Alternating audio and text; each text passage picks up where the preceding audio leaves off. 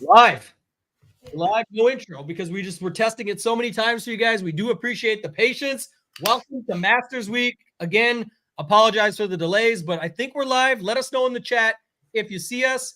They really did kill our marketing time hoop, but I'm not going to let that go. And now the show, just a quick announcement off the top, is going to start 1 hour later than it was originally supposed to because we're obviously going to go through all the marketing. But Hoopster, I'll bring you in here first before we do that. Obviously, some outage stuff with this, but there's a lot to talk about still. Thank you to those who waited around. Thank you to those who hit the like button, subscribed, all those things that we always ask for. But as we were talking, if you can't make it, we do apologize. Not something we can control, but playback will be there. You can watch it later on this evening if you wanted to. Again, if you waited and had to leave and come back, thank you again. Hoopster, Masters Week, we're excited. There's weather, there's breakdowns, there's roster construction. What's going on, my man? How you doing? Yeah, I didn't know if you were messing with me or being serious there when you said we're live, but we are pressing the button, and I was like, oh shit, we're live. We got to talk about this. Yes. So we're officially live. Glad to be here. Obviously, talking Masters. I mean, it's a huge week, and we've been putting in the work all week. Our team's been putting in the work all week, and we're getting close. And my favorite comment through the I guess the delay that we had here was I can't remember. It was early on. Someone in the chat put, "Yeah, we're going to be running this back tomorrow morning." Because it looks like they're going to struggle to get things going early, but the afternoon looks like it has cleared up a little bit. So we should have some golf by tomorrow afternoon would be my guess. But, if you sat here and weathered this delay, you'll be prepared tomorrow to, be sitting back waiting for these guys to tee off. But man, it's the pinnacle of PGA DFS. I mean, the Masters, it's so fun to watch, so fun to sweat the teams. And, we've been, busting our ass diving through this and very excited to get everything out to our members. And again, the one thing that we do and we pride ourselves on is we get our content up nice and early. And I'd say about 95% of what we're doing this week is already up live on the site. We had stuff going up on Monday. Our guy Lee Aldrich just crushes it, and he had all his stuff up Monday for the most part. So it's a nice part. We start, our stuff rolls out and you have time to get in there and digest it all. And man, just very excited for the Masters to get going. It's going to be a lot of fun. Yeah, we'll get into it here. If Razor DFS, I forget exactly how he spells it in there. If he's still in the chat, say present. Type in present in the chat. If you're still here, we'll have something special for you because Razor was first in. If he's still here, I'll be surprised. But if he is, definitely something special for you because the comments and the engagement were amazing. Again, appreciate you guys, but can't even go back that far. I remember he was the first comment though, so I'll definitely hook him up. Want to go through it quickly with you guys. Don't want you to miss any of these contests, especially if you're watching this on playback or if you're not a member at SHIPITNation.com or anything like that. On our X/Twitter account at SHIPITNation, there is 2 major contests right now that you're going to want to get in on. Both of them expire this evening. The first one was if you follow this tweet when you go find it, reply or quote with the major winners. We're going to be giving away a PGA annual DFS membership, and we're going to be giving away an all access annual. I joked about it the other day, but it is definitely in my calendar for the end of the year. So we will pick both of these. One of them on Monday, which will be announced Wednesday. One of them at the end of the season after the Open that following Monday. So that's the first one. Second one, this is huge. Love this marketing play. I think this is a good one. People are having some fun with it. Quite a bit of engagement today. But for every birdie or better that Scotty Scheffler makes at the Masters, we'll give away a PGA DFS annual membership. So our $299 main membership. If Scotty makes 16 birdies or better this week, which is my guess, we will give away 16 annual memberships at the end of the week. So it's a huge contest when it comes back to that. I'll get you in a second. Shout out to my man, Razor Sharp. Patience Sharp. Love the patience over there, waiting it out. We'll have something for you, my friend. But just to note it, back to this, you have to like this, and then you have to quote it. Replies work. I'm going to still give it to you, but you have to make sure you have hashtag SHIPIT in there with the number. We're going to give away that many memberships. And then also our guy, LJ O'Coin, I believe, was on the winning team last week, had a lot going on with his lives. He won $7,500. He's giving away another annual membership, already donated it. So we added an extra caveat into this one that there's going to be a bonus draw for everyone who guesses the correct total. So if you guess 4, you're probably contrarian. If Scotty somehow, has to withdraw for the stuff we'll talk about later with his wife being pregnant and all of that, maybe you could end up winning that way. But of note, we will be giving away all those memberships next week. So get in on that draw. Don't miss out. Quick thing on the other side of things, the $6.99 coming back April 30th. We talked about had a lot of people sign up for the 509. There's code Hoop15. There's code DGen15, Masters15. We left a bunch of codes turned on just to make sure everyone had a final opportunity at this. But just to note, if you want to get all the sports and everything that goes with them, 509, there is a very big announcement coming soon. So whether you get in on 509 or the difference off of 6 months, or for locking in the $58 a month for the all access, we've got UFC 300 on Saturday. Baseball is back. Lots of things going on. All I can say is you're going to want to get those savings now because the money might come in handy later on.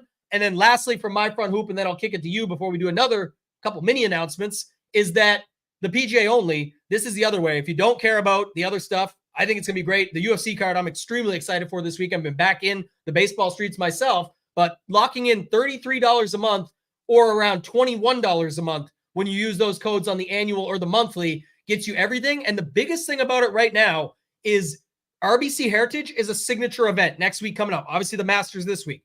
The Wells Fargo is a signature event. And then there's 2 more, the Byron Nelson and the Zurich Classic. So there is a bunch more events coming up that you'll get with even just 1 month, basically $1 a day. And then you can make a decision on the PGA Championship. I think you'll stick around, though, for that one. So, Hoop, anything else you want to add here before we get into some other stuff? Anything you want to bring to all the stuff I just mentioned? Best value in the industry. We keep talking about it, and we keep adding on and improving to our product, which is something that we always talk about. So you get in at these low price tags, and there's more to come. There's more to come, and there is more to come. I can tell you that. Obviously, working on the business side of things a ton, myself and Tambo, there's a hell of a lot more to come. So your price tag is going to be going even further, and that's something we pride ourselves on. Are these very affordable price tags, best value in the industry, no doubt about that. And now's a perfect time to get in, like you just laid out, whether you're looking for PGA only or all access. I mean, UFC 300 this weekend is an absolute banger. We've got the best team in the industry, Title and Marley. They continue to produce very, very quality content. And our members and our team taking that content and turning it into big wins. So great time to get in. MLB is obviously in full swing as well. So very excited about all that. In terms of, I know we got one more thing while you're looking that up, though, just to show people. We also, if you didn't know, anybody who's been a PGA only member or anything, I don't mind showing it off now. We'll adjust it as the week goes on, color code it once everything gets up and running. But like Hoop said, best MMA team in the business with Title and Marley. We always had the projections in the ownership. It's all customized, sweaty, try-hard stuff. Shout out to our guy, Degenerate75. Maybe more on that in a little bit. But just to note, projections and ownership, they were already all over it. We added the stone. So if you don't have time, I recommend you put the time in reading the slate plan that Title does, going through Marley's fight rankings, seeing the tier rankings that Title does. But we created the stone. It's viewable right on the site. You can see it. There's a PDF or a file download for your phone, for mobile, but it's really the simplest way to be able to get in there and see it. A very simple way, I should say, for you to be able to get in there and see all of that. What else, Hoop? What do you got? Well, we have one big announcement in terms of our Showdown content, and then one maybe announcement for something later tonight. I mean, why don't you tell the people about those 2 things? Yeah, for sure. Let's go into that one first. So this is, like you said, it's a big announcement. We're excited about it.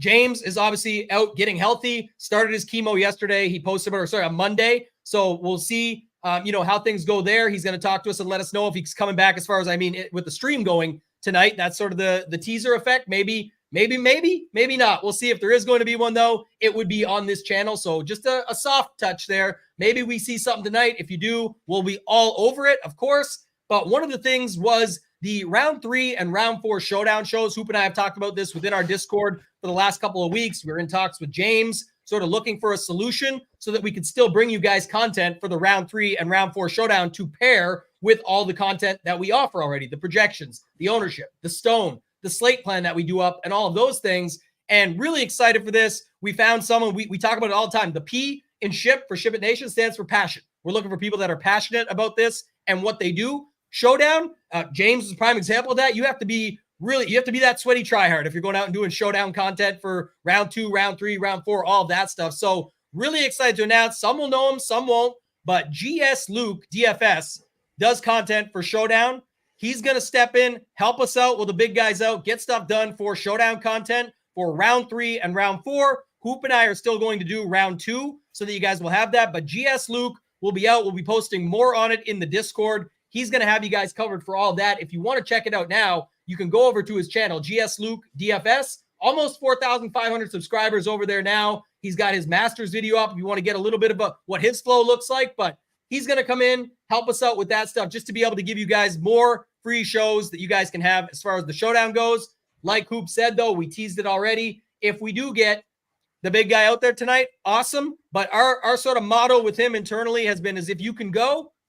We don't want you doing it if you can't do it. So again, we're all rooting for the big guy. We all have him in our thoughts and prayers. Thank you guys to all of you who have reached out and there. And I know James really appreciates it, but just keep that in mind. If we do get it tonight, awesome. If we don't, you just got to know he's working to get healthy. We're working to get him back strong. That's the number one goal for all of us here, the family at SHIPIT Nation. So anything else, Hoop, that you want to add when it comes to that? Truly excited for Luke to hop on and start some of these shows. And then, we're going to get into the weather. I know everybody's waiting on the weather. We'll get into that in just a moment.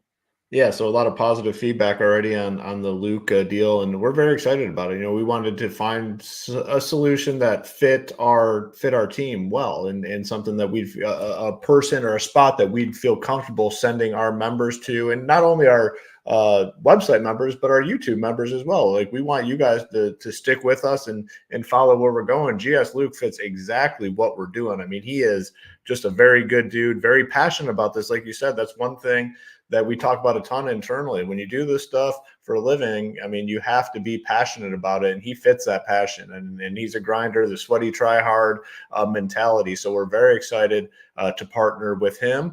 Find that YouTube channel, because he does go at different times. Like, if things get delayed, like, he adjusts his schedule to make the most sense, where he can have the most information going in. So make sure you subscribe on his YouTube channel, find him on Twitter, and tell him you're excited about this partnership, because we are very excited, and we know you guys are gonna love him. He fits in perfectly, like I said, with what we do. And then in terms of James, I mean, hopefully you can give it a go tonight. We got some positive text from him today, and the mentality has been health first. If you want to do anything, feel free. He hit us up and said, I might be able to give it a go tonight, boys. So if he is, that's awesome. If not, no worries. Health is number one. So it is going to be on this channel, though. It's going to be on the SHIPIT Nation channel. So make sure you're subscribed so you can get the notification when he does go live. Yeah, we're on the drive for 7,000 right now. So thank you guys all that have subscribed so far. We do appreciate that. Just going back to wrap up this stuff, and then we'll get right into it. I do want to take care of our people present. Shout out to our guy, Razor Sharp. So hit me up, screenshot your account, send it to info@shipitnation.com. We'll talk. I'll get you set up with some stuff, see what we can do for you there. We really appreciate the patience again from everybody. There was something else, too, I wanted to comment on quickly. Just where did I see this at?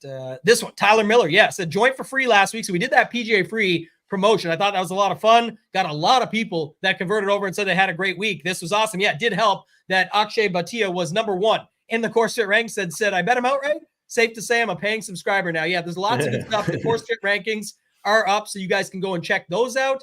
And then let's just see. There was something else here. One more thing. The wave stack, not sure you touched that. We'll get to that in a second. I don't know, man. There's always so many messages. We appreciate you guys sending all these messages across, but if I find it, I'll get back into it. Hoop, maybe kick it off here. Let's talk a little bit about the Masters here. Obviously, the top of everyone's mind. I think this morning in our Discord, we spent 27 minutes on Scotty Scheffler and Sam Burns and their pregnant wives, and how the math, as someone had to tell me, 3 weeks is longer than 1 week, so that means it's safer. But as we both know, fathers of two, that it doesn't always work that way. And I got, friends, family that have had kids that were 4 weeks early. So, I mean, all that could change. How it really happens or breaks down, who would ever know? So that's really why I brought that up.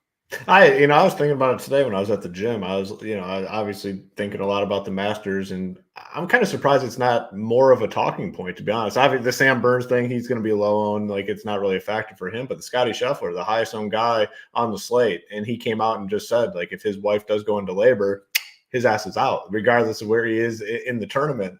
No one's really talking about that. I feel it's kind of strange. I mean, I'm not going to let it factor in to what I do this week, but I figured it'd be more of like a talking point, because it's only 3 weeks out, the due date, and women can have babies far sooner than that. I mean, 6-7 weeks early. Again, I'm kind of surprised it's not more of a talking point. It's not going to be a factor for what I do. I just thought people would be talking about it a little bit more. The highest owned guy, best golfer in the world, if his wife goes into labor early, his ass is out. And that's interesting to me. And I thought more people talk about. The other big talking point is obviously the weather, and everyone in the chat's already talking about it. It looks very bad tomorrow morning, and there's no doubt about it. We can get into the conversation. Should you want to go into the weather? Because I know it's probably, one of the biggest talking points. And our guy GS Luke is here in the chat. So I already got him. The Luke Love, yeah. I'm going to call it. There's Luke List and then there's Luke Love. There's a lot of Luke Love in the chat, and I definitely love to see that. So Luke, super excited to get started with you. First show that he does, sponsored by SHIPIT Nation, will be on the round 3 show. But like we said, Luke will show up whenever, man. If they delay that shit and it's first thing in the morning the next day, he's up with the crack of dawn ready to do that too. So seems like a lot of you guys have checked him out. That's good stuff. If you haven't, get over to his channel and subscribe. It's going to be awesome. But I think, Hoop, back to the stuff there. It's kind of what I said in the chat. And, you're saying not a lot of talk. I kind of shut down the talk because I guess my point is nothing's taking ownership away from Scotty. Doesn't matter. Yeah. And nobody was going to play Sam Burns either way. So doesn't matter. And if Scotty does, and the other thing that I don't really believe, Meredith is the nicest lady. This is Scotty's wife. You ever watch her on Twitter or PGA account post it? You think, man, I don't know. Scotty's leading by 3 going into Sunday, just peels off, no green jacket. I don't know if I truly believe it myself anyway. So I'll be playing Scotty Scheffler. I'm not concerned, but I think that's why the talk is sort of shut down a little bit because nobody cares. It's like he does or he doesn't. The ownership's going to be there. Nobody's playing Burns anyway. Doesn't matter. So maybe we'll leave it at that. But any final thoughts on that? If not, take us into this weather. Yeah, I mean, to me, I just figured more people are always looking for talking points and reasons to get off a guy or get on a guy. And the number 1 golfer in the world, 4-1 to win this event, highest priced guy, going to be very popular. I just figured it would be more of a talking point. Again, I'm not letting it factor in to what I do whatsoever. And then we get doctors, essentially, people trying to play the doctor role. Someone in here said, first child likely to come late than early. It's going deep with the conversations. So we'll see. We were looking up the birth rates this morning. So it's I found this out. It's a 10.8% chance in United States that a baby comes early. So, and then they didn't really give a, but that was the thing. Then I'm trying to dig deeper, trying to find that tidbit. Yeah. And there was no range. There was no range. Okay. They call it early. So it's really tough to say. If anyone has that info, please don't put it in our Discord because I'm done talking about it. But yeah, that's enough on that one. Let's talk about this weather. So I guess the biggest thing, the elephant in the room and when people are stacking and all that is that there is sort of a scatter effect to how it goes. Using, here's one, like Dustin Johnson, Colin Morikawa, Fleetwood, go off at 2 p.m., but then they don't go off till 11. It's not like usual where it's 2 p.m. and then 8 a.m. It's they go off at 2 p.m. and not till 11 a.m. Now, again, with the weather the way it is right now, I do not think this thing starts early on time. So we'll have to see how that goes. But then also the setup of what they end up doing on Friday if it does get delayed and trickled over. So how do you really see this thing playing out, or how do you want to attack it? Because that's how we always talk about things here, sort of from a tournament perspective, what you're going to do. Well, it's twofold. I mean, you have to predict the weather, right? Number 1. And can we do that? I don't know. I sure as hell can't. And then you have to predict what they're going to do at Augusta. Can you feel confident in what they're going to do there? Who knows how long this delay is going to be? Because I agree with you. I don't think they get started on time tomorrow. If they get started at noon, how many guys are able to finish? Would they ever put? And again, I'm not familiar with this sort of thing, and it's a legitimate question. Would they ever potentially start with guys going off 1 and 10? I mean, there's only 80 some golfers out there. They could get all these guys through in the afternoon. Let's say if they started at noon, everyone could finish around if they got them out there relatively quickly. There's just you always talk about it with building lineups. You have to hit a 5 to 6 team parlay essentially to win. With this weather thing and figuring out the advantage, you have to hit a 4-leg parlay. You got to figure out, when they're going to start. You got to figure out, is there going to be any other delays? You got to figure out how they're going to structure the tee times. There's just so many factors that go into it. And the only concrete way to potentially to get it right is to do what you kind of talk about. And in this scenario, you almost have to stick with guys in the same group, right? Or the same grouping range potentially. So if you want to do that, build teams that way, for sure. Maybe you find this little window, but then those guys still have to go out there and play well on top of it. So it's too much for me to figure out. I'm playing my guys this week and, we'll see what happens. Brad, Chad, the sales dad, all 3 of mine, 3 to 4 weeks early. So Scotty, look out. There it is. We'll have to see how it goes. I mean, what was crazy, it's not as crazy because it was funny. Someone put it this way to me. I'll say it. I don't care. But like remember if Scotty had a won the Valero, wasn't it last time? Yeah. If he had a won the Valero, it was the same as DJ the year I think it was 2017 when DJ won 3 in a row leading up to the Masters. Everyone's got him as the massive favorite. And then he falls down the stairs and he can't play. He falls down the stairs.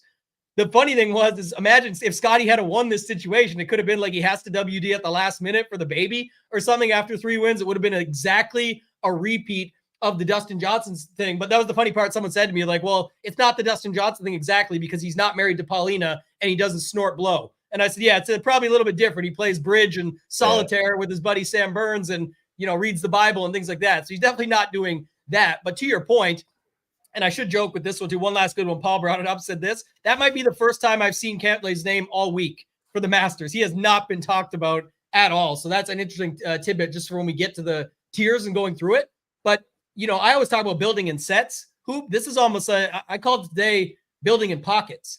Like you can look at it right here and say, okay, if I think it's really going to be the very latest tee times of the week, and I don't think it's going to be off, split tees, all this stuff, then you could try and focus and build around that. Speaking of Cantlay, if you think that's what it is, he's right there. But I'm saying like that would be something where if you think it's going to affect that, I would definitely recommend building out some lineups with your favorite guys within these pockets. Almost treat it like 4 of them, right? Like if there's this one here, this maybe 2 really, because it's so close, but it's 8 to 11. So maybe try and stick as close as you can. It's however you want to do it. It's going to be tough though. I really do think it makes it more of a challenge. If we get more information, we'll have it updated over on the site, SHIPITNation.com. You can use that code HOOP15 to get 15% off. Anything else there, Hoop, that you want to talk about? If not, we can move into roster construction as a whole. I do want to start there, just to Scotty or not to Scotty. The thought of it's not like those tournaments we've seen him pushing 50. It's not going to be like that, but got to think he's still in that sort of 25 to 35 range this week. No problem, right? Yeah, it's pretty easy to identify like the starting points with lineups, like where people, want to start. People do want to start with Scotty. He's going to be very popular, best golfer in the world, 4-1. We all know the story. He can putt now, all of that. So people are going to want to start there. And then you come down and a lot of this 10K range, John Rahm's going to get some. Rory's going to get some. I don't think Brooks is very popular. I don't think Wyndham is very popular. The next starting point, I think, for a lot of lineups is Xander, who I know I like and I think you like as well. So if you do start with Xander, like what does that do? And I think that just forces people into balance builds. So you're going to see 2 types of builds. You're going to see Scotty, and most of those Scotty lineups probably come with 1 6K guy, or you see Xander. And if you start with Xander, I think a lot of people just go immediately to the balance builds. Balance builds are always popular at majors and these loaded field events. People do sell themselves on balance type builds. So, how can a lot of people are saying, how can you get different? Like, maybe play Xander with a couple 6K guys, maybe play Scotty with a, kind of a balanced lineup after Scotty's. There's a lot of different ways to go. But, I think, the direction that a lot of people go, or they start with Scotty or they go to kind of like a balance build. I tend to fully agree here.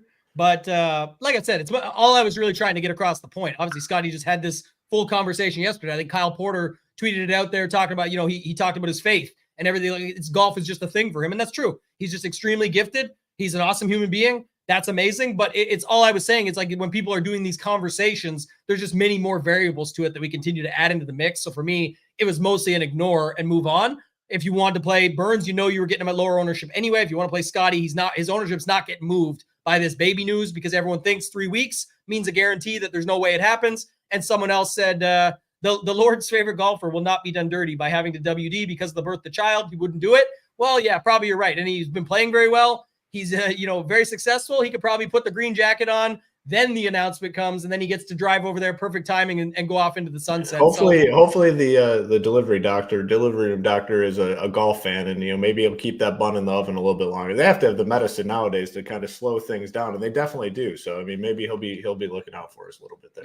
Yeah, guaranteed. It should be awesome though. We'll see how that goes, and then Scotty Scheffler just passing the talent along now, right? So We'll have to see. But one thing I will say too, to your point there, some people don't agree with that for whatever reason. And I think it's so true. And I did the conversation with Mayo yesterday is like, people say, oh, they're always going to go up to the top. They're always going to go up to the top. I have not. Rahm seems, we'll get there in a second. It's a good segue. Rahm seems like he could be getting squeezed a little bit. Mayo and I made a ton of lineups yesterday and didn't get to nearly as much Rory. Really, the conversation kind of just came up at the end. It was that. So, and someone correct this guy. I'm almost positive it's the opposite. So just double check it. But I'm pretty sure Burns' wife is a week away and Meredith is 3 weeks away. So double check with our guy Petrini Jr. M. Petrini. But just real quick. Unfortunately for Sam Burns, no one's going to give a shit if he has to leave this tournament to go to the hospital and welcome in his first child. So he's free to depart. Scotty, different story. Yeah, the Brooks and Wyndham stuff. Again, not saying these guys aren't going to have ownership. I'm just saying, to your point, people will be happy to start with Xander. And when you do start with Xander, Mayo and I built the lineup yesterday, and I said it'll be the chalkiest lineup ever out there. And I'm not going to repeat it here because it's whatever. But I don't remember it exact. But the point was, people will love lineups like that and then start moving off of it. And then they do move one up, one down, but you just end up with like a Scotty, Denny McCarthy. Wow, good change. Like really nice 2v2.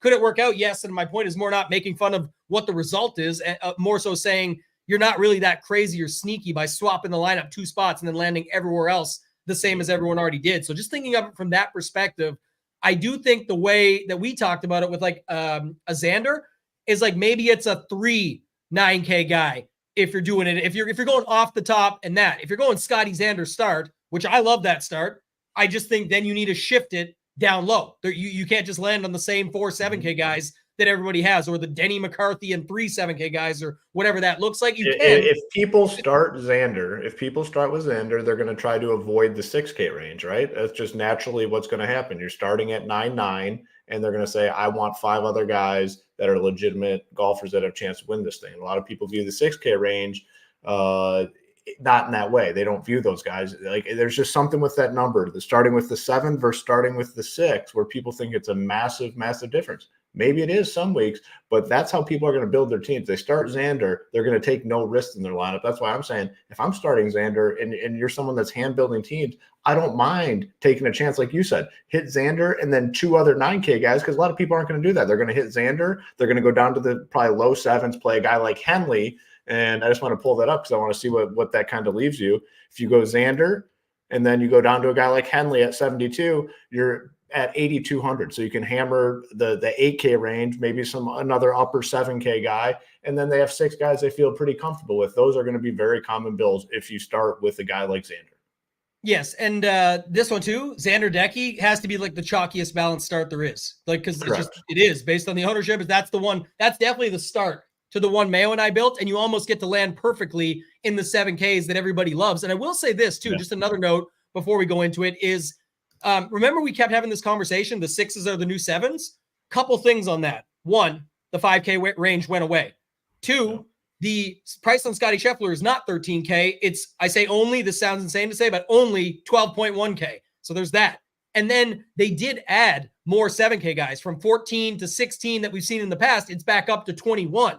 And when you do go Scotty and somebody else, even if it is the Scotty Xander start, you can just go with 1 6K guy and still use that bottom of the 7K range.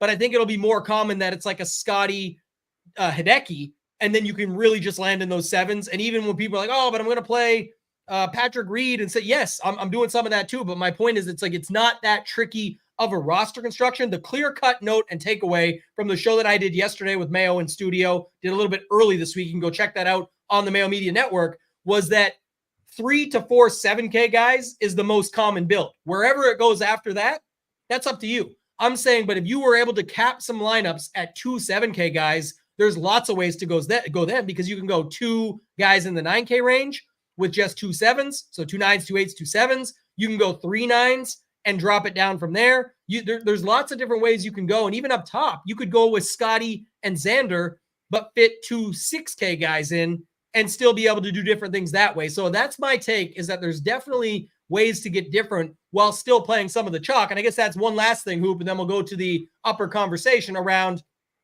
the course history at the Masters, like having to be, all the trends that come with it of playing well leading up. Like you usually don't just show up and have a great Masters. The debutantes, mind you, this is one of probably the strongest sets of debutantes, rookies, etc., that we've seen at the Masters in the past. So give me some quick thoughts on that, and then we'll go Clark up to Scotty Scheffler and get into these tiers? Course history is always going to be a big thing at the Masters. I mean, these same guys tend to play pretty well year in and year out. And, all the stats are circulating out there on Twitter. I mean, we know the guys. We'll talk about them as we go through the tiers. And it's definitely a factor. And I weigh it a little bit more this week than I typically do. I'm usually a recent form over course history guy. This week, it might be a little bit closer. I want these guys that have been here. I want these guys that have the experience here. And I want these guys that have played well at this track. In terms of the debutantes, I mean, there's a few guys here that, I think are first-time players that have a chance to contend.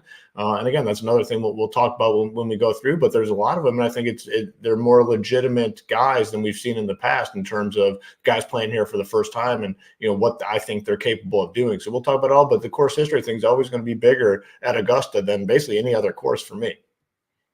Yeah, this is another thing too. Somebody asked here, Ben. Shout out to Ben, always supporting. We appreciate you, man. He says, in the 20 max, do you feel the need to rotate someone else into the mix up top with Scotty, Xander, Hideki as chalk, or happy enough that you get different beyond them? I think getting different beyond them is the key, but also I'm looking to rotate more in up top. Some of the 2v2s this week are insane, like Rory and Oberg versus like Rahm and Justin Thomas versus Scotty and Lowry or something like that. Like it's some really good 2v2s and combinations up top where if you feel good about your guys you have down low, I would want to mix in because it definitely feels like the winner. We know what the winners are like here, and they're typically coming from the top. So that's one thing I would note is if you sort of lock yourself into that corner, well, you do feel pretty good because it's Scotty Scheffler. There is some dudes you're leaving out of whatever your feel is on Rahm. Well, which let's segue there now, Hoop, because Scotty is its own conversation, but we get it. Like we pretty much hit on all the angles of it and people know what it is. Let's talk against Scotty here. Like Rahm, bulletin board material. Maybe that's the only thing you could put in his favor. Obviously the fact that he's the defending champion, but playing on live, not really seeing much there. And then, you guys like Nick Faldo and Brandel Chambly and those guys sitting there and say, oh, he's been playing resort courses. He's basically saying he sucks. And how's he going to come through and get it done? Well, he served up his little dinner last night. Now he might be ready to eat some dinner at this course this week and try and get the job done. I don't know if he can, but 11-2 seems like he's completely squeezed. Rory, there's always the talk of him coming in here. Tiger backed him. Tiger said he'll get the job done at some point. He's just too talented.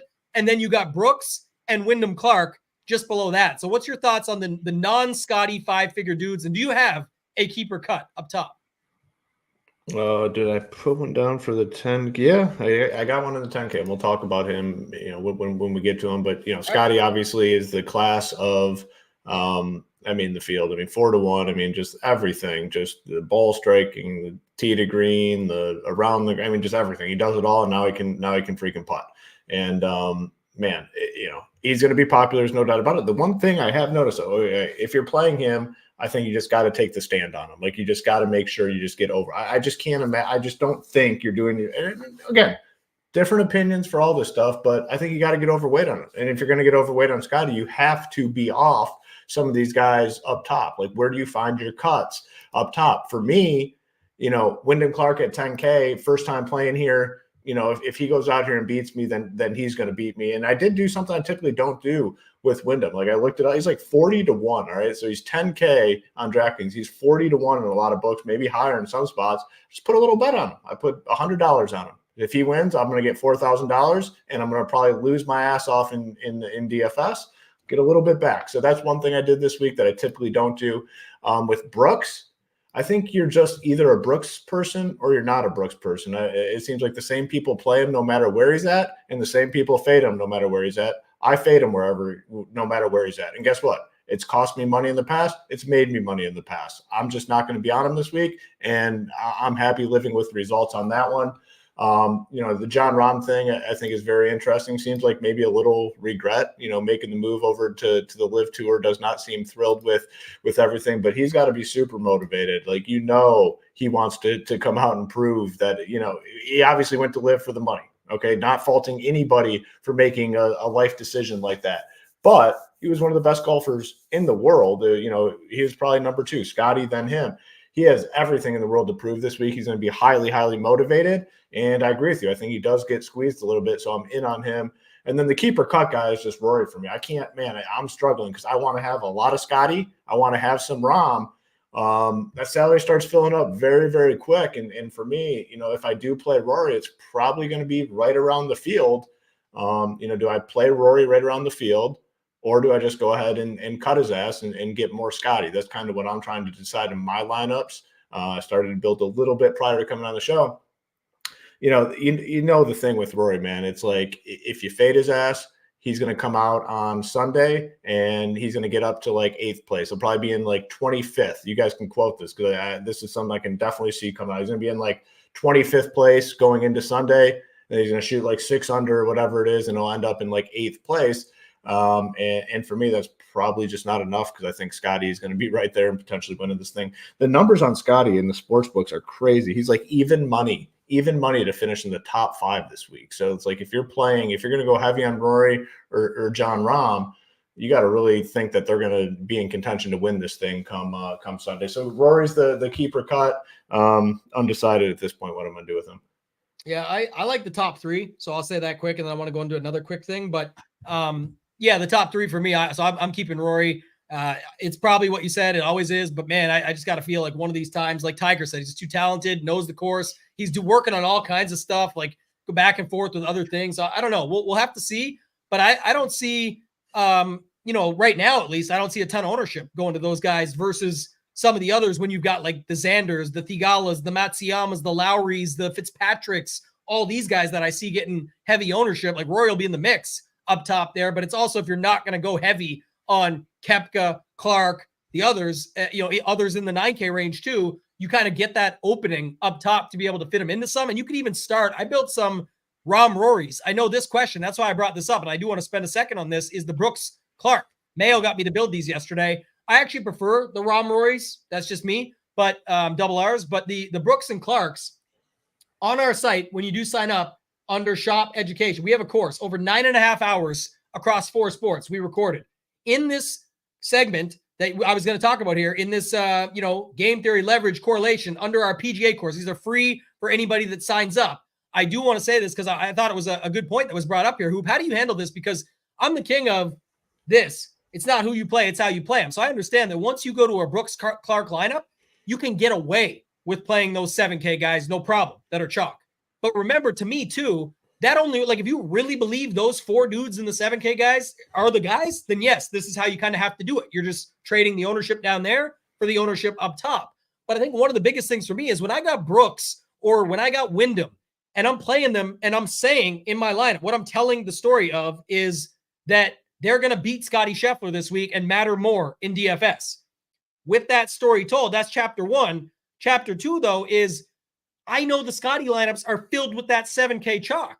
So really the double leverage play can really work in your favor, because the worst case scenario is you nail the Brooks or Clark or both over whatever you're doing up top with Scotty, and then you landed on all the same dudes, or you think you're ahead of them and then Scotty's got the same dudes and you got the same dudes moving up the board, but all of a sudden Scotty makes the run on Saturday and is back in the mix. You're like, oh shit, now I'm kind of down to this 1v1 or 2v2. So I would actually prefer to double leverage, even though I still stand by it's not who you play, it's how you play them. It works, but just a different angle of approach to it. If you got any thoughts on that, and then we'll move on.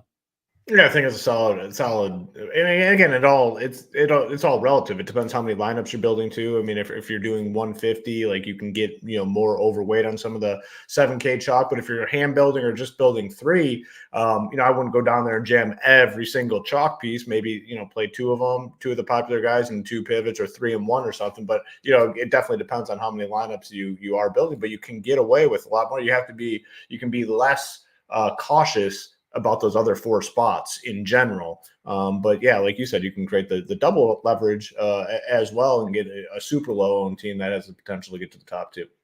Yeah, and just this note too, shout out to our guy, Bring the Noise. We appreciate you as always. Not the second part, because we already talked about that enough, but these practice rounds and shit, man, I don't take no stock from them unless there's like certain things. Find me the quotes where somebody says, "Oh man, that guy looked like shit." Everyone's striping it, everyone's hitting it to 3 feet, everyone's making every putt. Like that's the good stuff, but it's the same shit with it's never the bad stuff though. It's the same thing with NFL training camp. These guys come in. This guy's in the best shape of his life. He's going to dominate this season. It's the same stuff. You know what I'm saying? You never hear the negative. Ricky Fat. Oh man, I remember one year people were building lineups off the par 3 contest, and it was like the worst run out. I think it was like 9 of the 10 missed the cut or something. It was the time. It's just part of it. So practice reports, like everything they do is going to look good to you. And then also it's like someday you don't even know if they might be trying to. Someone's like, oh, I saw him. He chipped everything to the worst spot. And then Tiger comes on, not this week, but in past quotes. I've been watching golf for quite some time, like many of you. And he says, yeah, I just put it to places and then I test my stuff from there because I know it's a possibility I end up there, or I know the flag position is going to be this. And I want to know what that feels like. So you have no idea what they're even doing. Just be happy. If you are blessed enough to be on Augusta National Golf Club grounds and be out there with everything, just take it all in, dump those pimento sandwiches in the garbage because that couldn't be for me. But have fun, enjoy yourself, and not worry about trying to report back because, you'll pick some stuff up. I'm not going to say nothing to it, but it's like you can't believe any of that stuff. It's always the same. The best is the Tiger stuff. Like, who's going to get quoted talking shit about the way Tiger Woods is playing? You know what I'm saying? Like, so everyone's just going to say nice, kind things about Tiger. Everyone's saying the same thing about Tiger. He's hitting it so well. He's moving great. Who in their right mind will get quoted saying something bad about Tiger Woods at this point in his career? It's just not going to happen. Nobody. So everything's going to be good. And Hoop said he might not play any Rory, but just to note, like, some people that worry about this are usually like, oh, these guys just talk about everyone. We talk about process and the tournaments that we're playing in to try and win money, which is why everybody's here watching. So it's not really about who you're on, this, that, and the other, and the picks and plays. It's about if this, then that. What's everybody else doing? How can you find an angle in to attack to be able to win these tournaments? And it's like, you can mix and match guys up top. The other thing is there is no lock or fade button on DraftKings, not one. You can X a guy out of a lineup. You can put your exposures and eventually have 0 of someone or 100 of someone, but nothing forces you to play anyone or nobody or any of that stuff. You can mix it up with your player pool and get exposures in different spots. There's even some people out there that play 2 tournaments for the week and run different sets, and they'll play 150 in one and 150 more unique lineups in the other to build their portfolio out and cover more angles. And they may play more guys across those 300. They just have to know that they might only win 100K in the $5, say only, which would have won them $1 million in the $10. So making your player pool is sort of your own thing where you're trying to work it down to what you want to do. But a lot of what we talk about is with roster construction, being able to apply it and then use it against the field that we're playing against. That's why you see people winning at NASCAR when you're like, oh, I thought they were a golf DFS guy. No, they're playing DFS. That's why. It doesn't really matter the sport. There's different things that you can apply that move across the board. So Hoop, let's do that. Let's go to this 9K range. You already talked about Xander. Xander down to Hideki. It most certainly looks like Xander, Decky as the 2 highest owned, and then maybe like Spieth, Neiman, and Oberg as the other 3 that are getting like the secondary ownership in there. Yeah, good point though by our guy here. It's like if you're looking for golfers that have just been making a lot of cuts. I mean, these live guys, they haven't missed a cut in a while, so that's one thing to definitely consider. Did you just to cut you off? Did you see the dad joke today? Our guy Nick. They all went to dinner last night for the Champions dinner with John Rahm. PGA Tour players got 4 courses. The live only got 3. Ultimate hoop dad joke, right? Yeah. I liked it. I definitely liked it. But like you said, though, the 2 guys that are getting the eyes in this range, the most expensive guy in the 9K range, Xander, and the cheapest guy, Hideki. Xander, you know the story here. It's like he's gonna probably get a top 5. Can he get out there and get a win? He has not proven that he's able to close these out.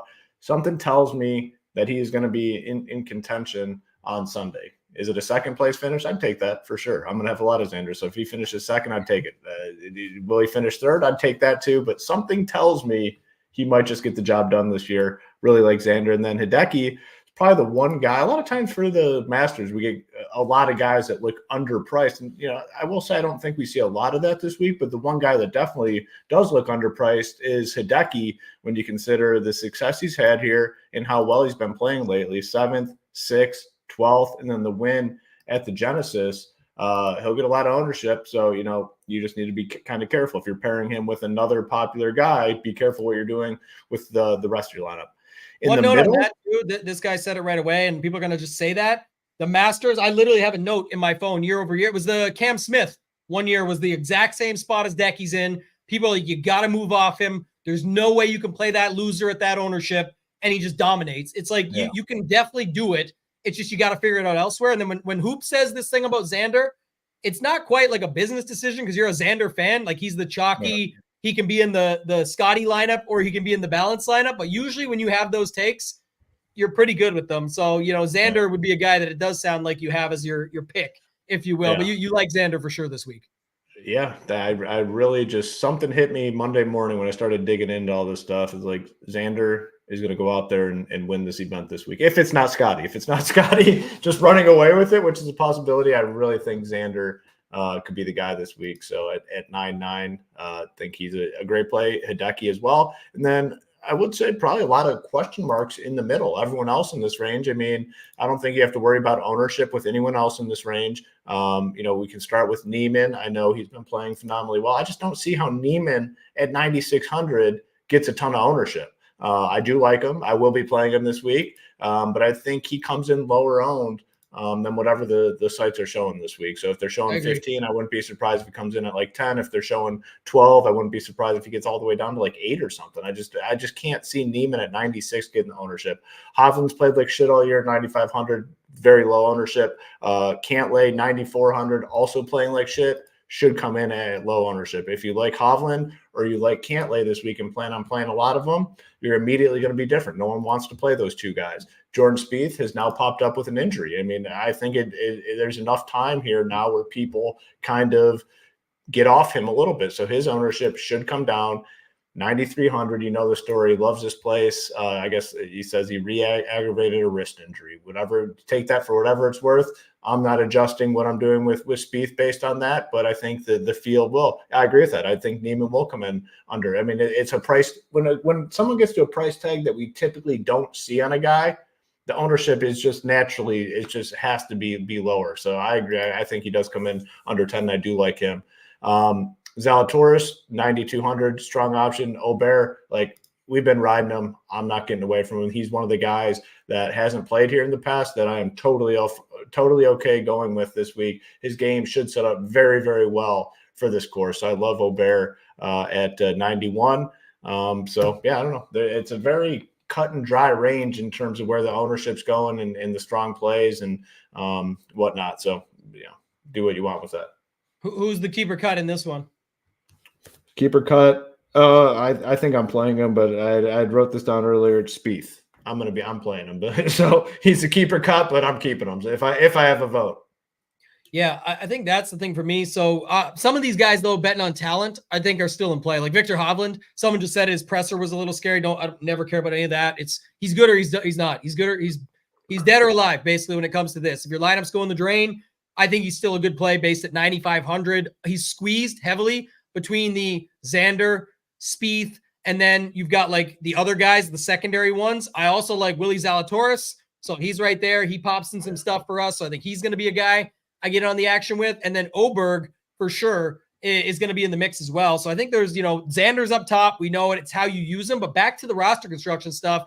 I think, like I said, if you're going Matsuyama, I like him as your third guy in, or I like pivoting off him. Like if you were going to start Xander Hideki, don't like it. If you were going to start Scotty Hideki, don't like it. And it'll pop up some places and you can get different elsewhere. And I'll look at that when I build my lineups later, but just thinking out loud, do as I say, not as I do sometimes. This is what I would say. It reminds me of Corey Connors at the Valero, where I talked about. So I really would go. I said, I think I was Rory and Connors was the popular start, or Hideki and Connors. And I said, you need to make him your third guy in, or you need to get Fleetwood instead of him. And it ended up being Rory and Fleetwood who crushed and got to the top. We had Akshay there with our course fit rankings. We put those together. You could have made something work. And a lot of people did. So that's just a note. But I really don't love it as a second man in as much as if I could go like Xander, Zalatoris, Decky. Fine. Then I kind of like that a little bit more. Or I could go Scotty Hovland or Scotty Oberg or something like that. That is how I would actually like to do that a little bit more. I'm also not going to worry. I didn't worry. I always post the information out. People give me shit for it, but it was clear as day. Anybody who was in the Discord knew. I said, just like always, I don't pivot off the injury stuff. Anyone who knows that, followed me for a long time, knows that about me. I kept Decky in. It did not be to some crazy advantage for me. He obviously had a really good week still. I just don't do that. Hoop knows it as well. Hoop's probably been right more times than I have about just going on the opposite side of it and fading an injury, but I just don't care. And I just always believe that they would just bail If not, like showing up for a day, not being able to make it through and quit, fine. If he comes out good, guess what? All of a sudden there's medicine and the wrist feels better sometimes too. So who knows how that actually goes, but Spieth will be fine there. So I think just roster construction is key in the 9Ks. And I think it's just as important moving to this 8K range, Hoop. So I'll tally up those Spieth votes. Talk to us about Cam Smith down to Shane Lowry, because this range looks extremely overlooked besides maybe Finau, maybe Morikawa, Bryson, Lowry. They're all sort of middle of the road though. Yeah. Cam Smith at 8-9 should be relatively low owned. He to me is similar to like Brooks in the fact that I feel like you're either a Cam Smith guy or you're not, and I just typically don't play the guy. And again, it has burned me in the past and has worked to my advantage in the past. I'm gonna just continue to stay off of him. Dustin Johnson's a play for me at 88. The Justin Thomas stuff is interesting. I've gone back and forth, but you look at the numbers and it's been just all putting, and it could be all putting again this week. He could do everything else right and putt like shit and not play well and miss the cut. But I'm willing to take the chance on JT. JT is one of the guys coming into this season that I said I want to play him more times than not. The last couple events have not been great for him. Parts ways with Bones, it can't really hurt him. I mean, he's been playing like crap the last two, so I will take a chance on JT. If JT is right, if JT has 2 20-place finishes in the last two, he's probably 9,600 in this field. He's 8,700 because of his last two performances. I'm good going with JT. Finau is one of those course history guys, plays well here. I mean, literally almost snapped his ankle in half and then came out, finished like 5th place at this event. Like, he just knows this course, and that's very valuable. Cam Young's a guy I've been playing, 8,500. It's at the point where it's right around the average spot of the average roster spot on DraftKings. Cam Young has upside, man. I'm in on Cam Young. Talked about it on Monday. I have not wavered from this at all. I think Colin Morikawa is one of the easiest fades on the slate. First name I excluded from my player pool, and I feel very, very good about that. He's like a 7K guy. I think at this point he's in a very rough stretch. So I told you that Xander was a guy on Monday that I said, man, I think he could just come win this event. Like, just a gut feeling type play. My other gut feeling play for this week, and there's nothing really behind it, is Bryson. I don't know. I think there's something to his mindset. It seems like it's changed a little bit. It seems like he's a little more humble than he was. You're not hearing this is a par 68 type course. I think he's prepared for this. I think he really wants to come out and play well. And Bryson's a guy that definitely stands out to me this week. No thanks on Burns. And then Lowry's another guy just kind of been playing well, and 8K I think is pretty cheap. The keeper cut is another guy that really has not been playing very well lately. Not looking like much ownership, single digits. A guy that was considered one of the better dudes last year would be Max Homa. I don't know what I'm going to do with Max Homa at this point.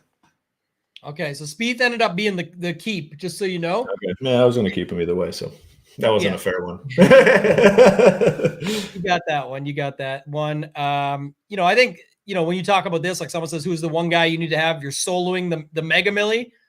It's going to be probably roster construction. Like, I really do think, especially in a small field like that, we'll see. But it'll be like one guy, like you said, that's under owned, but you'll see like 5 guys that are and expect, and then it could be just as simple as like a JT or a Bryson or someone like that ends up finding their way in there. I do think the Bryson thing is interesting, like you talked about. Is weird. He popped quite a bit. One thing I don't know if these guys are serious. I just had to go back to it for this. Like, this is a bad way to play DFS. Like, it matters. Ownership is very important. But what if he's 15.1 or he's 14.9? Like, there is so many ways to get different. Like I talked about this earlier. Corey Connors must fade the year at the Masters. He was 6,600 and he like top 10'd it. It's like people make this stuff up. Like, you can play him, and there's no Spieth doesn't miss the cut because he's 15% owned on DraftKings.com. He missed the cut because he sucks or the wrist is involved or whatever it is. Like, it has nothing to do with that. So again, just focus on that. We talk a lot about that over at SHIPIT Nation. We talk a lot about hitting the like button too. So we'll take our mandatory 2 seconds. Imagine if I have my phone in my hand, I would just take my finger,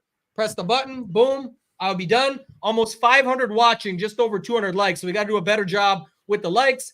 Take 2 more seconds. If I was going to grab my mouse on my computer, I would just scroll it over. Tap. We're done. We like the show. Appreciate it. We're good to go. So yeah, thank you guys. You can do that. It takes 2 seconds. I'll talk about this range quick. I like the JT call. I like the Finau call. Still, the guys that I'm struggling with, if I was doing like a keeper cut, is like Cam Smith, Dustin Johnson, Cam Young, Max Homa, same as you.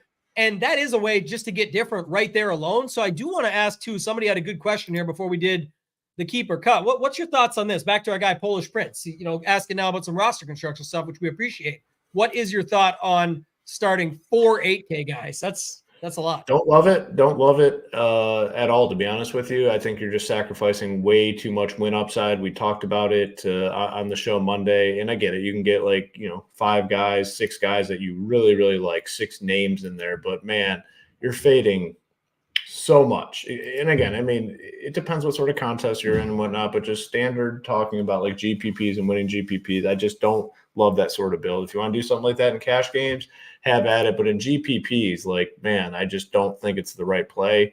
There's so many guys, I think, above that have the chance to, finish in the top 10 or even higher, feel really good about it. So I don't know. I don't like the 8K, 4 8Ks.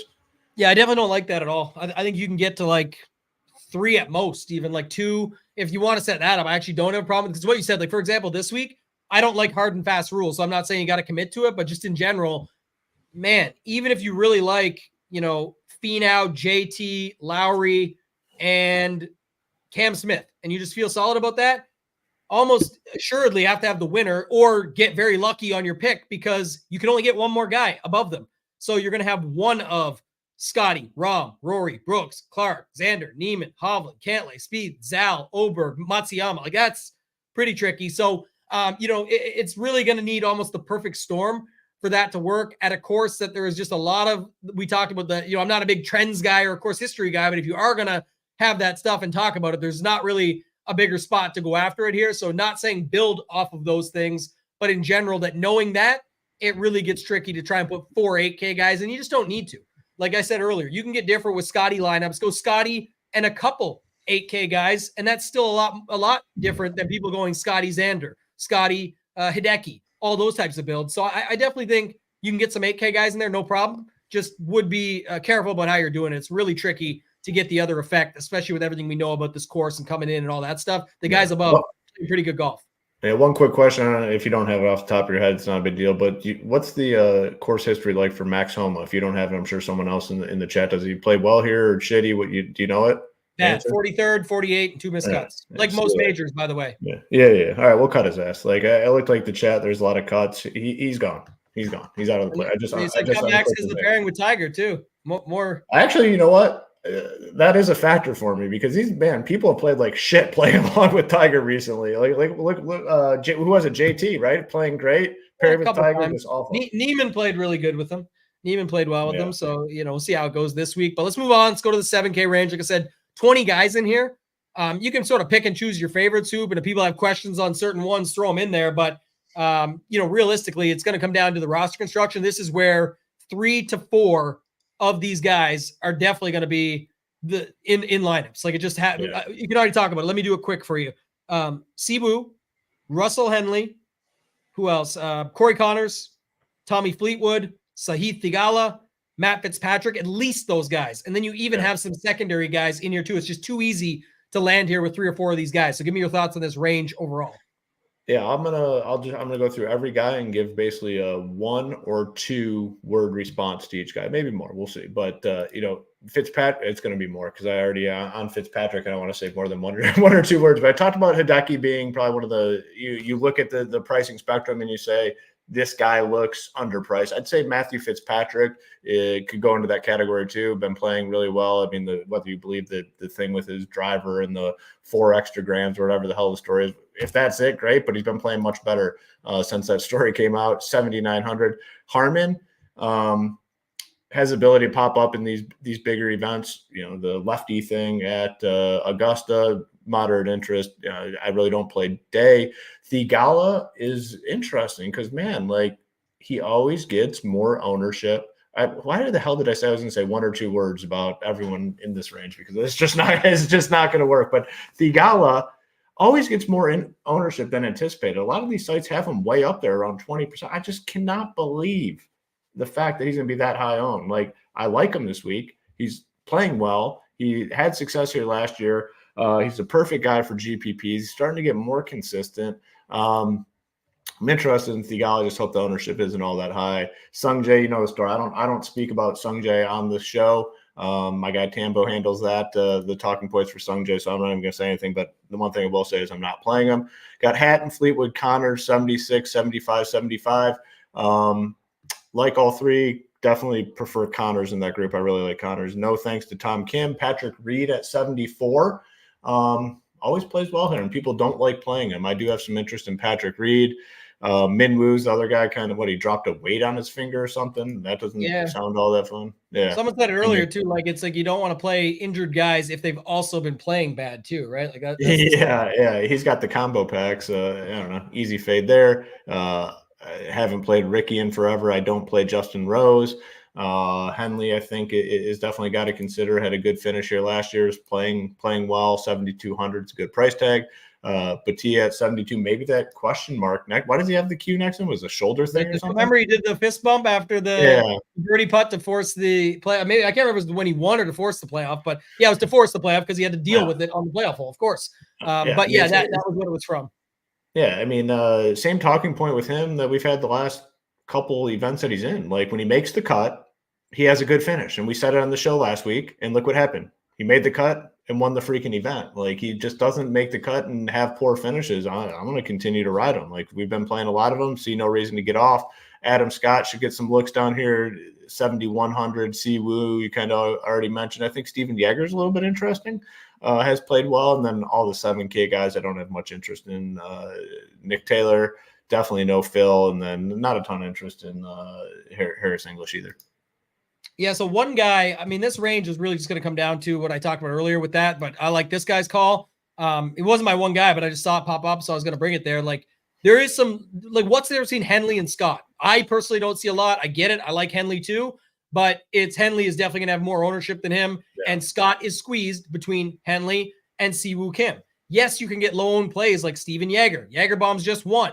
You can play Nick Taylor. He's been a killer. I think he's fine too. 7K flat. Harris English looks pretty good. There's leverage plays down here, but sometimes you can just play the guy that's sort of squeezed and very similar. I think Adam Scott, very similar, actually owns a green jacket, by the way. So might be a guy you want to play around here. You talked about Akshay. People won't go back because he won't win twice. Doesn't need to win. 7,200 at the Masters. That's a very good point. Yeah, that's a very strong point that a lot of people overlook. Like, you can't win back-to-back. His ass doesn't need to win back-to-back. He doesn't need to. Give me a 10th place finish, and I'd be more than thrilled.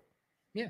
I agree on that. And then I do have another one. So the one guy I was going to say up top there as I go double check. So 260 likes now. Let's keep it going. Let's at least get to 300 on the live. We do appreciate everyone that stuck around, but almost 530 people watching. So we're just under 300 shy for what's watching. We do appreciate it. Smash the like, subscribe to the channel. We got lots more content coming your way. Might have a surprise show tonight at 8 p.m. Eastern as we soft teased earlier. But Brian Harman was the one guy that just sort of overnight, I was like, man, You talked about your guys, not just about having a feeling. It was really a tournament thought, is that while his history hasn't been great, miscut, but then he did have a 12th, it's Brian Harman. Like we've talked about, we made fun of him. We said he's the little big game hunter.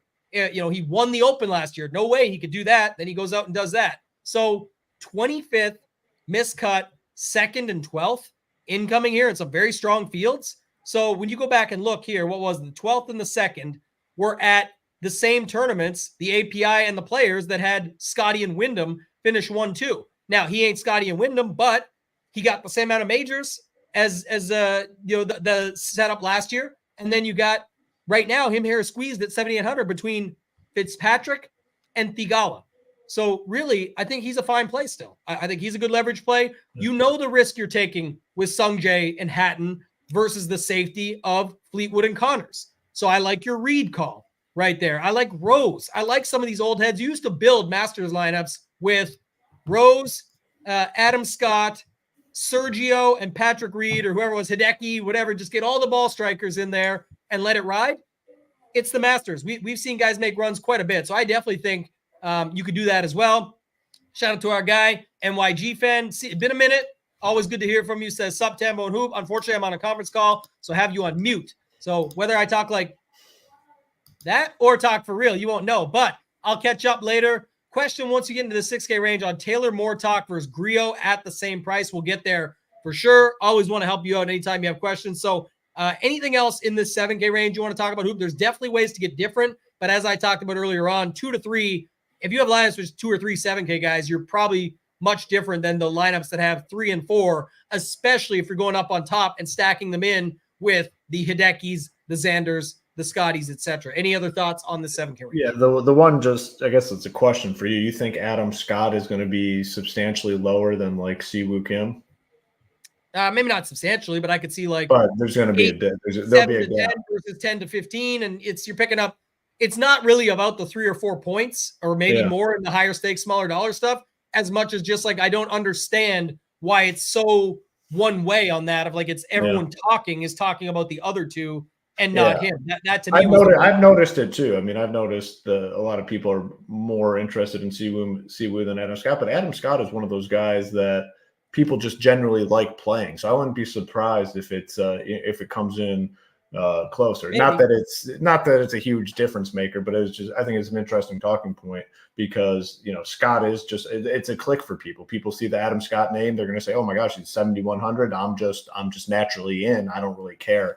So I don't know. I built a lot of lineups and watched a lot of shows and listened to a lot of things. It's almost like automatic for Henley. So Siwoo is another story. Maybe him and Siwoo is different, but anybody landing there is typically going on Henley, and if not, they're either going on like some people are mentioning like Akshay. And now he's not going to get heavy on. I'm just saying, but like that's kind of the thought process versus what I've seen them flipping to the other side. I can see Scott 7 to 10, but you can get tons of leverage on that. Anything else in the 7Ks? If not, let's go down to these 6s and start with that. Taylor Moore, that range, Griot, Denny McCarthy, Schenk, Glover, Eckroat. There's a bunch of guys down there. So what's your thought overall on the 6s? And then take us into some of the guys you do have interest in. Well, my initial thought is majority of the ownership in this range is coming from the lower end of the range opposed to the upper end of the range. There's a lot of viable names down at the bottom, which I guess I'll just kind of start there. Griot versus Taylor Moore. I'm interested in both. I'm very interested in Taylor Moore. I mean, seems like he's kind of turning a corner a little bit. 6,400 has made every single cut this season, and now we're starting to see better finishes. Arnold Palmer, he finished 48th at the Players. Basically a major, 31st, 12th at the Valspar, and second at the Houston Open.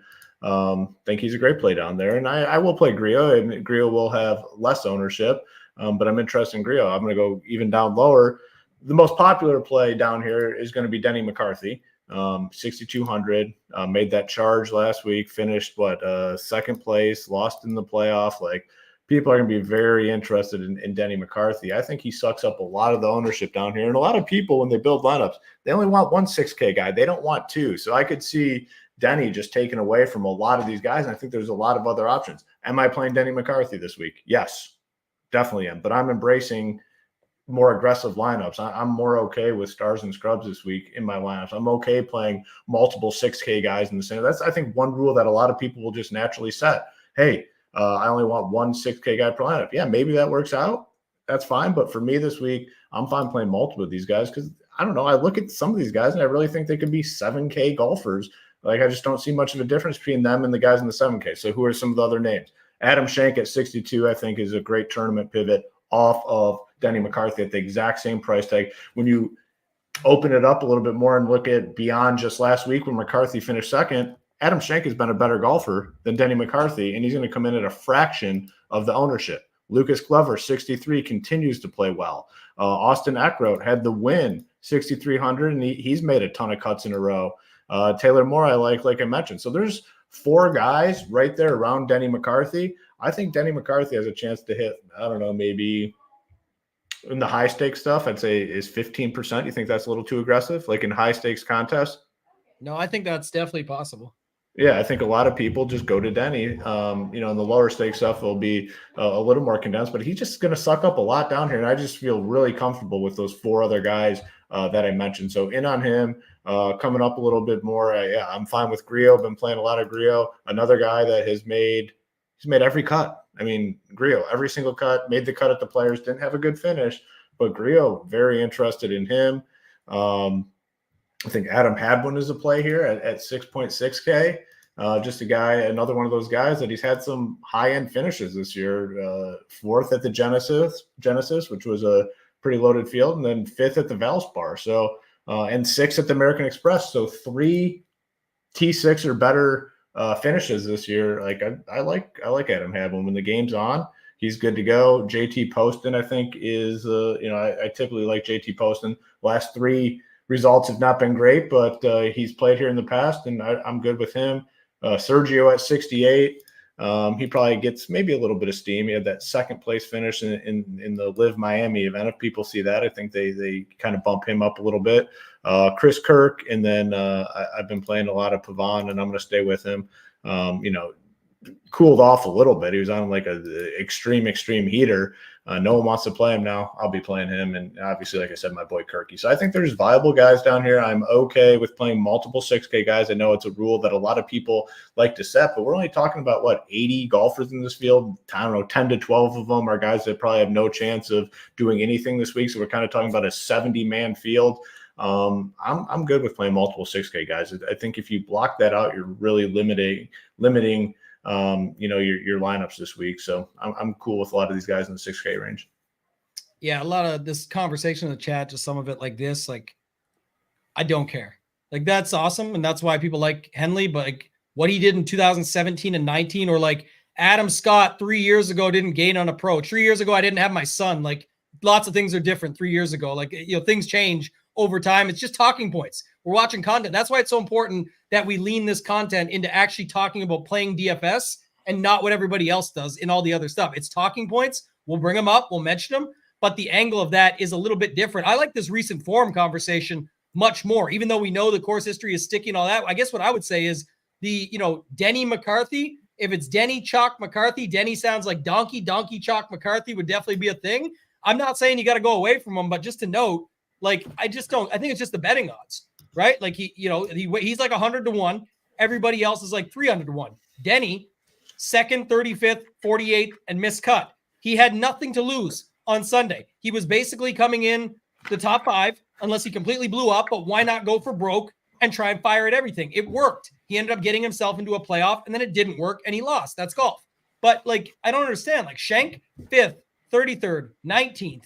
You go up to Glover, 25th, 11th, 1 miscut, but then 30th, 35th, and 35th. Andy finished 30th here last time he played it, just a year and 2 years ago. So it's like, that's my point. 2 years ago, like I just said, doesn't matter as much, but the point of actually playing the course versus Denny hasn't, it's just about the Denny conversation. It just is funny how this stuff works. Like it's just automatic. Denny becomes the guy.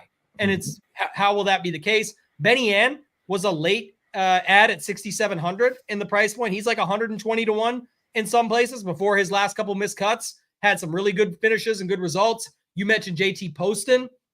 He's a guy here that could pop. But my biggest takeaway would be the 6K range. And on the side of what MYG fan was asking earlier, probably still look at Taylor Moore. But I like Grillo as an extra piece there, like somebody else you could mix in. I don't want to play too many guys down low, but I definitely think that's a way to get different down here. And Grillo just always, for some reason, sort of pars his way up and then finds his way through if he can. Now here, not the best, but just in general, I think it could be an option that you go to there. Just from some recent stuff. Again, even him, 8th, 33rd, 22nd, 14th, 20th.